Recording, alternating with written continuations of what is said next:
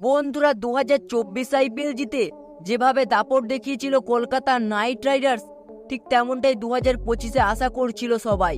কিন্তু এক জায়গায় গিয়ে বারবার হোঁচট খেলো কেকেআর ওপেনিং পার্টনারশিপ।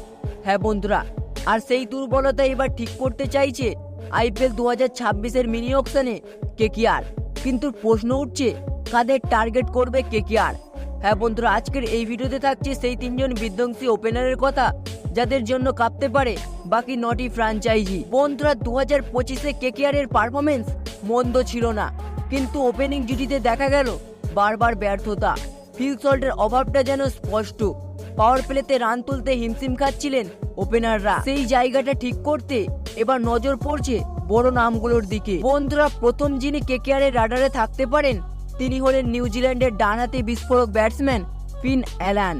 পাওয়ার প্লেতে স্ট্রাইক রেট 160+, বড় শট খেলতে ওস্তাদ, স্পিন বা পেস কাউকে ভয় পান না, এমন একজন ওপেনার পাওয়ার প্লেতে ম্যাচ ঘুরিয়ে দিতে পারে। বন্ধুরা দ্বিতীয় নামটি হলো জনি বেস্ট্রো।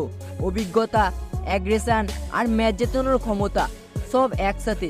বন্ধুরা আপনারা তো সকলেই দেখলেন যে জনি বেস্ট্রো মুম্বাই ইন্ডিয়ান্স দলে শেষের দিকে টেম্পোরারি রিপ্লেসমেন্ট হিসেবে প্লে অফসের ম্যাচগুলি খেলেছিল এবং সেই ম্যাচে দুর্দান্ত পারফরমেন্স করেছে। যদিও মুম্বাই ইন্ডিয়ান্স ম্যানেজমেন্ট তাকে রিটেন করতে পারবে না, তাই 2026-এর মিনি অকশনে কেকেআর অবশ্যই তাকে টার্গেট করবে। বন্ধুরা তৃতীয় প্লেয়ারটি হলেন আইপিএলের কিংবদন্তি ওপেনার ডেভিড ওয়ার্নার। হ্যাঁ বন্ধুরা 2025 আইপিএলে সম্পূর্ণভাবে আনসোল্ড গেছিলেন এই ডেভিড ওয়ার্নার, তাই 2026 আইপিএলের মিনি অকশনে কেকেআর অবশ্যই তাকে টার্গেট করবে, কারণ অভিজ্ঞতা আর অ্যাগ্রেশন মিলিয়ে এখনও দুর্দান্ত ওপেনার তিনি। এবং 2025 আইপিএলে কেকেআরের যে ওপেনিং পার্টনারশিপের যে সমস্যাটি ছিল সেটি তিনি দূর করতে পারেন এবং একজন ওপেনার হিসেবেও তিনি মন্দ নন। যেখানেই দরকার লিডারশিপ, ওয়ার্নার সেখানেই সেরা। তাহলে কে হতে পারেন ফিল সল্টের যোগ্য উত্তরসূরি? আমাদের মতে কেকেআরের সর্বপ্রথম চেষ্টাটা করবে ফিন অ্যালানকে নিয়ে। তরুণ, বিস্ফোরক আর পাওয়ার প্লেতে বিধ্বংসী। তবে যদি অভিজ্ঞতা চাই তবে বেস্ট্রো বা ওয়ার্নার দুজনেই হিট পছন্দ।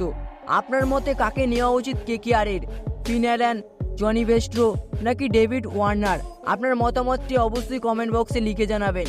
বন্ধুরা ভিডিওটি দেখে একটুও ভালো লেগে থাকলে অবশ্যই একটি লাইক করে দেবেন এবং চ্যানেলটিতে নতুন হলে অবশ্যই চ্যানেলটি সাবস্ক্রাইব করে দেবেন। ধন্যবাদ।